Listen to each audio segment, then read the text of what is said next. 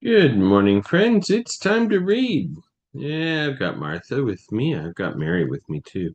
You can't see Mary, but she's actually laying down. Martha, however, is being a little restless.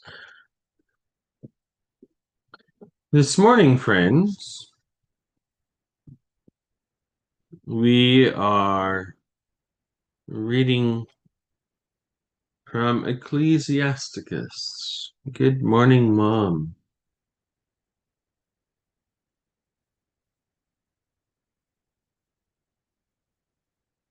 So,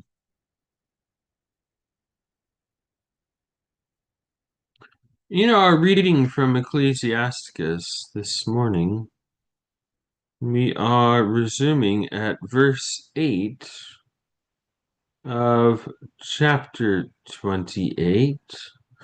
I'll be reading from the left-hand column here from the Common English Bible. Verse 8, there it is. Pull up my timer too while I'm thinking about it and getting everything set in place.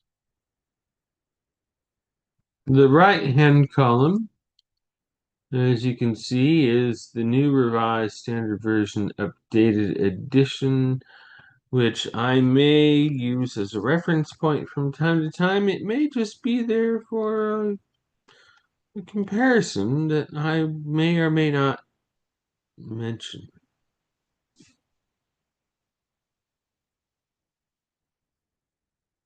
It's an interesting way to remember that there's oftentimes multiple ways of saying the same thing.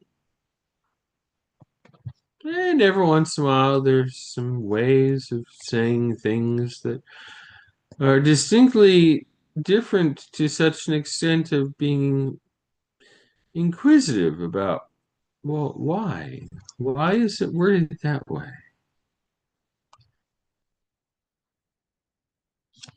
Chapter 28, verse 8. So here's the big picture, and as we zoom in, we are in this section between chapters 25 and 43 inclusive.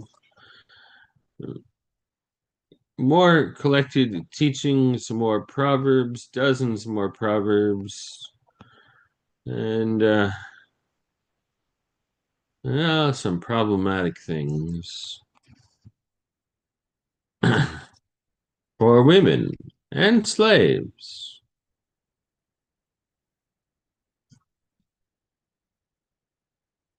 Problematics for women are really what we're concerned about. Because, well, let's just admit we don't have room any longer for accepting women, accepting slaves, nor desire to. But women, well, that's a whole nother topic.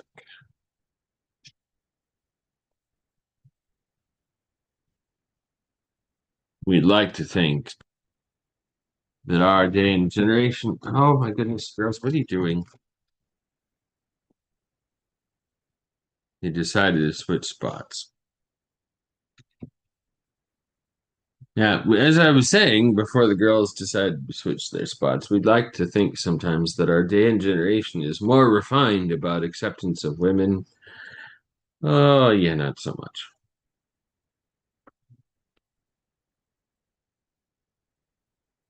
Which makes some of the things that we read, well, problematic. Good morning again,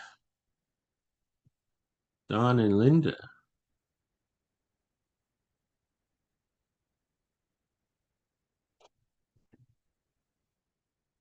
Okay, friends, let's read.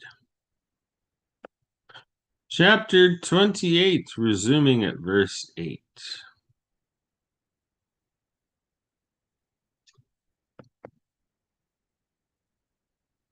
Keep away from conflict.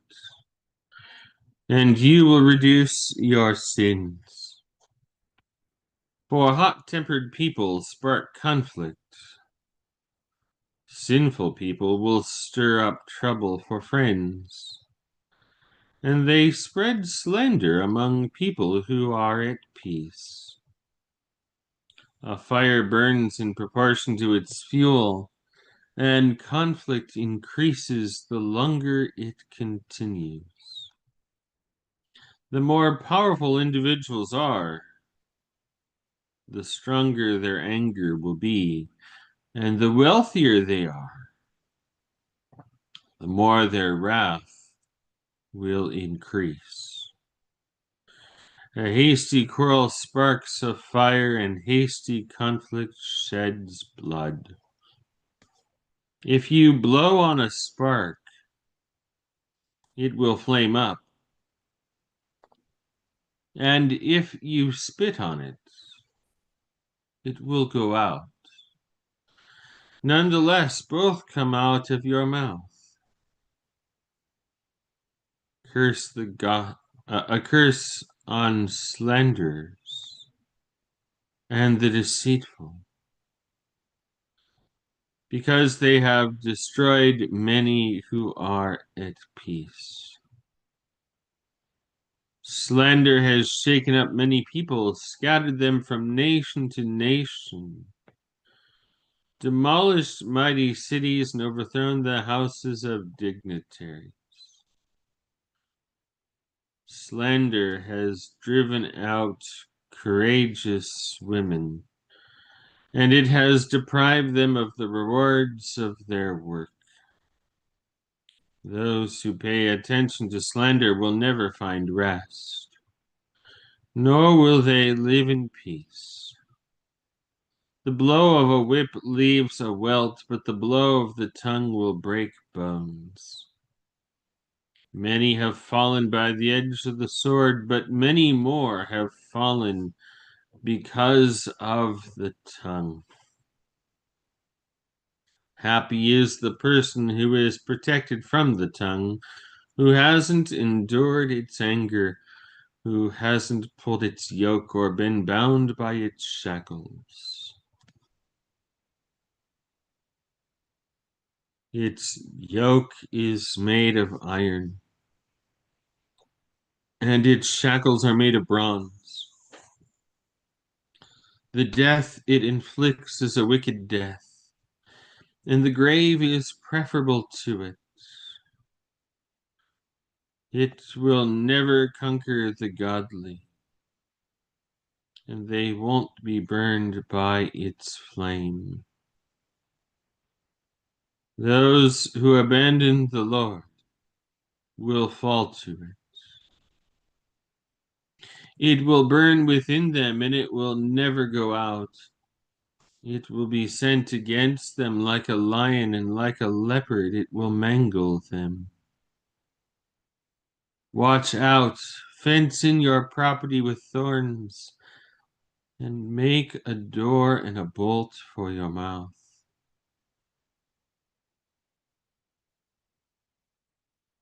Lock up your silver and gold.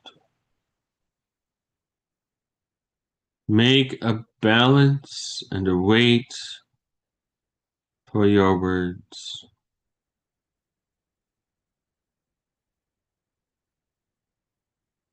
Pay attention and don't slip by your tongue. Don't fall in front of those who are just waiting to attack you.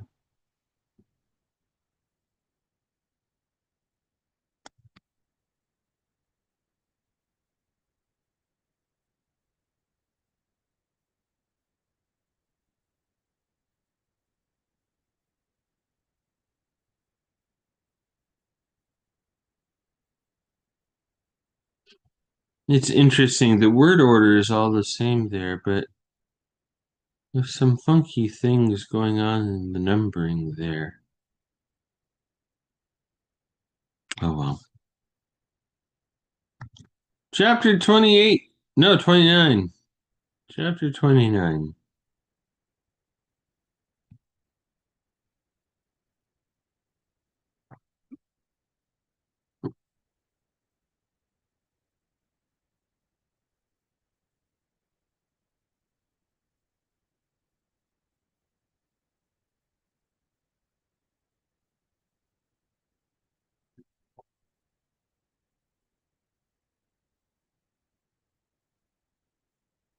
Those who show compassion will lend to a neighbor,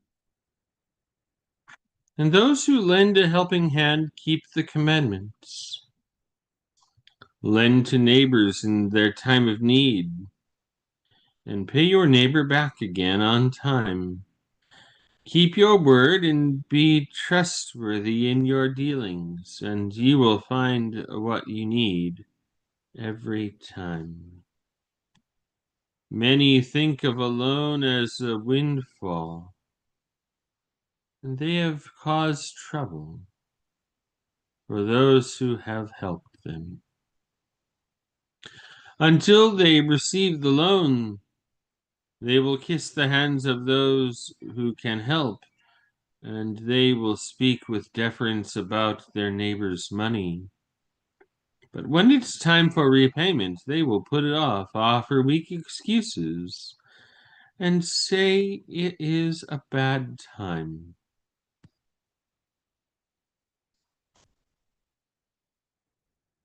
If they can repay, their creditors will barely recover half the amount, and the creditors will consider that much a windfall. But if they can't repay, they have defrauded their creditors of their money, and they have made enemies out of them needlessly.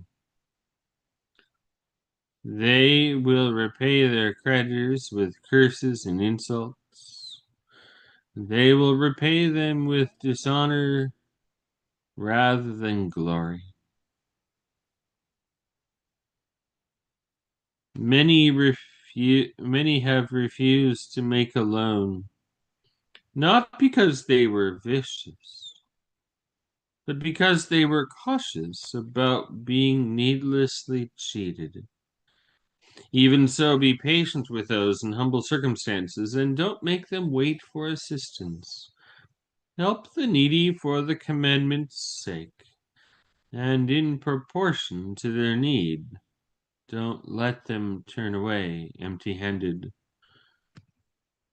Part with silver for a relative's or a friend's sake, and don't let it corrode under a stone and be destroyed.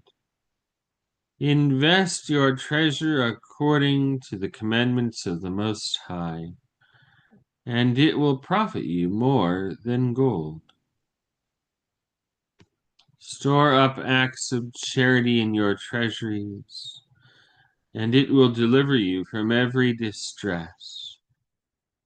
More than a sturdy shield and more than a hefty spear, it will fight for you against an enemy. That, friends, is where we're going to pause. Verse 14 of chapter 29.